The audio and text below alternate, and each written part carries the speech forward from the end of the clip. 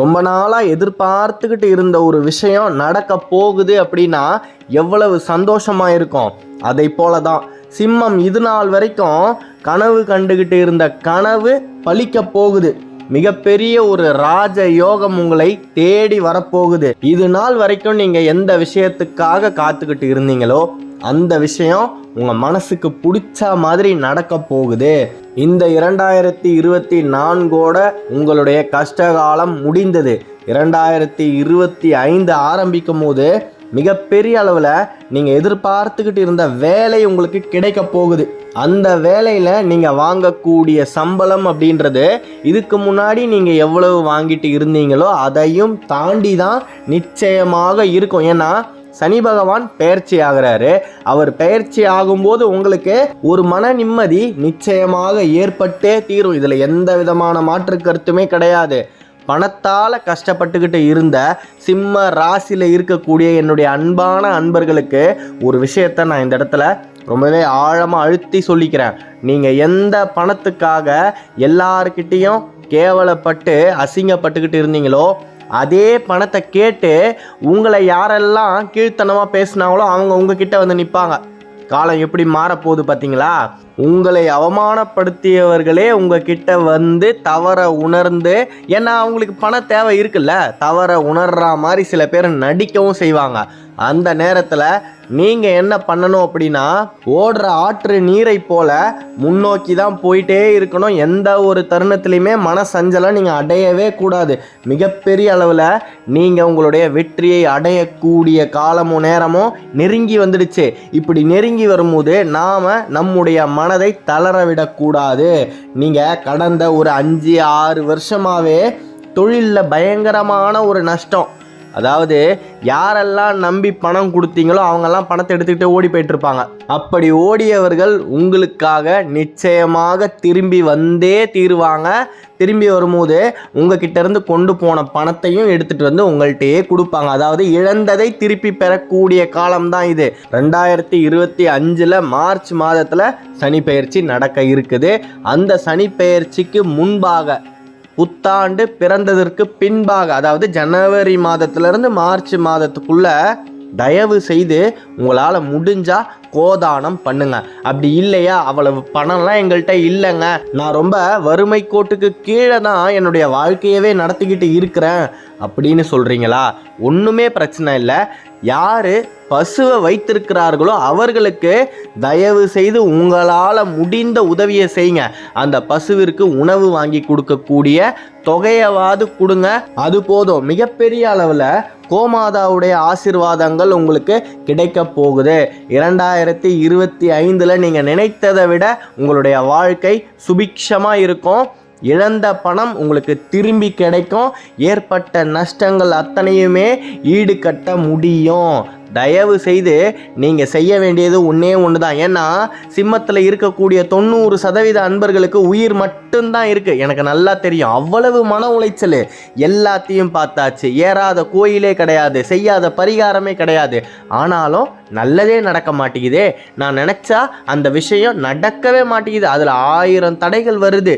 வரதாங்கய்யா செய்யும். ஏன்னா நம்ம கூட இருக்கிறவங்களே சரி கிடையாது. அப்படி இருக்கும்போது அவர்களுடைய தேவையற்ற எதிர்மறையான எண்ணங்கள் உங்களை வந்து தாக்கிக்கிட்டே தான் இருக்கும். காலையில் நீங்கள் எந்திரிச்சு இரவு படுக்கிற வரைக்குமே எதிர்மறையான எண்ணங்களுக்கும் திருஷ்டிகளுக்கும் நடுவில் தான் உங்களுடைய வாழ்க்கையவே ஓட்டிக்கிட்டு இருக்கீங்க. அடுத்தவர்கள் 10 ரூபாய் சம்பாதிச்சா இந்த உலகம் பொறாமப்படவே படாது. ஆனால் நீங்கள் சம்பாதிச்சா ஐயையோன்னு அப்படின்னு அடிச்சுக்கிட்டு அழதான் செய்வாங்க. அதனால் 2025 சனி பகவான் பெயர்ச்சி ஆனதுக்கு அப்புறமா மார்ச் மாதத்தில் இருந்து வரக்கூடிய 7 மாதங்கள் தயவு செய்து காலையில் எந்திரிச்சதுமே வடக்கு திசையை பார்த்தா மாதிரி ஓம் குபேராய நமக, ஓம் குணநிதியே நமக, எனக்கு நிறைய செல்வங்கள் வரணும், நான் என்னுடைய கடனில் இருந்து விடுபடணும். இந்த 2 மட்டுமே தான் நீங்கள் வரக்கூடிய 7 மாதத்துக்கு சொல்ல போகிறீங்க. எப்படி? உங்களுக்கு நிறைய பணம் கிடைக்கணும், நீங்கள் கடனில் இருந்து வெளியே வரணும். இதை தாண்டி வேற எந்த விதமான ஒரு விண்ணப்பத்தையும் குபேரன் கிட்ட நீங்கள் வைக்கவே கூடாது. மிகப்பெரிய அளவில் அந்த குபேரனுடைய கஜானா உங்கள் பக்கம் திரும்ப போகுது. சந்தோஷமாக இருங்க. நீங்கள் நினைத்ததெல்லாமே நடக்க போகுது. 2025 சிம்மம் மறுபிறவி எடுக்க போகுது. புத்தாண்டில் உங்களுடைய வாழ்க்கை புதியதாக மாறப்போகுது. மிகப்பெரிய அளவில் மாற்றங்கள் உங்களை தேடி வந்தே தீரும். அதை நீங்கள் விதியின் போக்கில் தயவு செய்து ஏற்றுக்கொள்ளுங்கள். இல்லை எனக்கு ஏதோ தப்பாக நடக்குது அப்படின்னு நீங்களாக எதையாவது யோசித்து மறுபடியும் உங்களுக்கு நீங்களே பிரச்சனையை ஏற்படுத்திக்காதீங்க. சிம்மத்தை பொறுத்த வரைக்கும் அடுத்தவர்களுடைய கண் திருஷ்டி மட்டுமே தான் உங்களை அடிக்கும். ஆனால் மற்றவங்களால் உங்களுக்கு பிரச்சனையெல்லாம் ஏற்படுத்தவே முடியாது. ஏன்னா உங்களுக்கு நீங்களே பிரச்சனையை ஏற்படுத்திப்பீங்க. இது சரியா, இது தவறா, இதை இன்னைக்கு பண்ணலாமா, நாளைக்கு பண்ணலாமா அப்படின்னு யாருக்கிட்டையாவது போய் ஆலோசனை கேட்கும் போது தான் உங்களை குழப்பி விட்டுடுவாங்க. தவறான முடிவுகளை நீங்கள் அந்த இடத்துல தான் எடுக்கவே ஆரம்பிப்பீங்க. ஆகையால் விதி உங்களை எந்த பக்கமாக கையை பிடிச்சி கூட்டிக்கிட்டு போகுதோ அந்த பக்கம் சிவனே அப்படின்னு சொல்லிக்கிட்டு போய்கிட்டே இருங்க. அந்த சிவபெருமானுடைய தீவிர பக்தனான குபேரனின் செல்வங்கள் உங்களுக்கு துணையா வந்தே தீரும். மிகப்பெரிய ஒரு மாற்றம் நடக்க போகுது. சிம்மம் கடனிலிருந்து வெளியே வரப்போகுது. நீ எல்லாம் பணமே சம்பாதிக்க முடியாது அப்படின்னு ரொம்ப இழிவாக பேசினவங்க முன்னாடி நீங்கள் ஒரு நல்ல வேலையில் போய் உட்காந்து கை நிறைய சம்பாதிக்க போகிறீங்க. வாழ்க்கை உங்களுக்கு நீங்கள் நினச்ச மாதிரியான அனைத்து விதமான சந்தோஷங்களையும் கொடுக்க போகுது. வியாழக்கிழமை தோறும் மாலை 5லிருந்து 6 மணிக்குள்ள வடக்கு திசையை பார்த்தா மாதிரி குபேரனுக்கு ஒரே ஒரு விளக்க போட்டு எனக்கு நிறைய பணம் கிடைக்கணும், அந்த பணத்தால் நான் கஷ்டப்படக்கூடியவங்களுக்கு உதவி செய்யணும், கடனில் இருந்து நான் வெளியே வரணும், அதற்கு நீதான்ப்பா எனக்கு நிறைய பணத்தை கொடுக்கணும், நிறைய செல்வ வளத்தை கொடுக்கணும் அப்படின்னு வேண்டுங்க. மிகப்பெரிய அளவில் உங்களுடைய வாழ்க்கையின் தரம் மாறியே தீரும். குபேரன் உங்களுக்கு அருளை வழங்கணும் அப்படின்னு முடிவு எடுத்துட்டாரு. அந்த முடிவிற்கு நீங்களும் கொஞ்சம் ஒத்துழைக்கணும். ஏன்னா நமக்கு 4 நல்லது நடக்கும்போது நான் எப்பயும் சொல்கிற மாதிரி 7 கெட்டது கூடவே வரும். தெய்வமே உங்களுக்கு உதவி பண்ணணும் அப்படின்னு இறங்கி வரும்பொழுது நீங்களும் அந்த தெய்வத்திற்கு ஒத்துழைக்க வேண்டும். என்றைக்குமே நீங்கள் எவ்வளோ சம்பாதிச்சாலும் சரி, அதில் ஒரே ஒரு சிறிய தொகையை எடுத்து கஷ்டப்படக்கூடிய ஏழைக்கு ஒரே ஒரு வேளை உணவை வாங்கி கொடுங்க. உங்களின் செல்வம் பெருகிக்கிட்டே இருக்கும். நீங்கள் நல்லா கவனித்து பார்த்தீங்கன்னா தெரியும், சிம்ம ராசியில் செல்வ செழிப்பாக இருக்கக்கூடியவர்கள் நிச்சயமாக வாரத்தில் ஒரு நாள் அன்னதானம் கொடுப்பாங்க. எந்த அளவுக்கு நீங்கள் அன்னத்தை தானமாகவும் தர்மமாகவும் கொடுக்குறீங்களோ மிகப்பெரிய அளவுக்கு உங்களுடைய வாழ்க்கை வளர்ந்துக்கிட்டே இருக்கும்.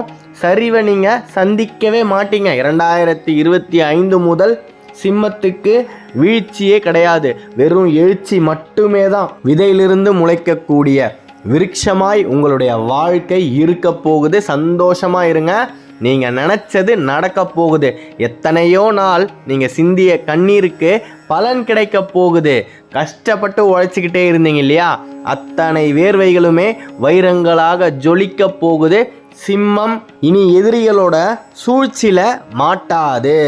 எவ்வளவோ சூழ்ச்சி கடந்த காலத்தில். நீங்கள் வியாபாரத்தில் நஷ்டம் அடைஞ்சிடணும், நீங்கள் குடும்பத்தில் சந்தோஷமாக இருக்கக்கூடாது, கணவரை விட்டு பிரிஞ்சு போயிடணும். அதுலேயும் சிம்ம ராசியில் இருக்கக்கூடிய பெண்கள் எல்லாம் ஐயையோ அவங்களுடைய கஷ்டத்தை இந்த ஒரு காணொளியில் சொல்லவே முடியாது. அவ்வளவு மனபாரங்களை சுமந்துக்கிட்டு ஒரு பூமாதேவியை போல பொறுமையாக இன்றைக்கும் நீங்கள் வாழ்ந்துக்கிட்டு இருக்கிறீங்க இல்லையா, அதற்கான பலன் கைகூடி வந்தாச்சு. உங்களுடைய வாழ்க்கை நல்லா இருக்க போகுது. சந்தோஷமாக இருங்க. உங்களுக்கான காலம்தான் இது.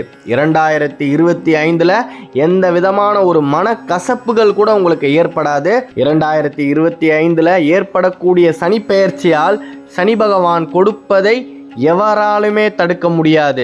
சனி கொடுத்தால் எவர் தடுப்பார்? மிகப்பெரிய ஒரு பொக்கிஷமான வாழ்க்கையை உங்களுக்கு கொடுக்க போறாரு. அப்படி கொடுக்கும் பொழுது உங்களுக்கு ரொம்ப உறுதுணையாக இருக்கக்கூடியது யாரு அப்படின்னா குபேரன் மட்டுமே தான். ஏன்னா நம்மளுடைய வழியில் இருக்கக்கூடிய தடைகள் விலகும் போது நமக்கு பணபலம் வேணும். அந்த பணபலத்தை அந்த ஏழுமலையானுக்கே கொடுத்தது குபேரன். அப்பேற்பட்ட குபேரனை நீங்கள் நாட போறீங்க. குபேரனுடைய செல்வம் உங்களுக்கு கிடைக்க போகுது. நல்லதே நடக்கும். அடுத்த காணொளியில் விரைவில் சந்திப்போம். சிம்ம ராசியை பற்றி நீங்கள் தொடர்ந்து தெரிஞ்சுக்கணும் அப்படின்னா இந்த சேனலை சப்ஸ்கிரைப் பண்ணிக்கோங்க. தொடர்ந்து இணைந்திருங்கள். ஓம் குணநிதியே போற்றி, ஓம் குபேரனே போற்றி, ஓம் வைஷ்ணவனன் போற்றி. நன்றி.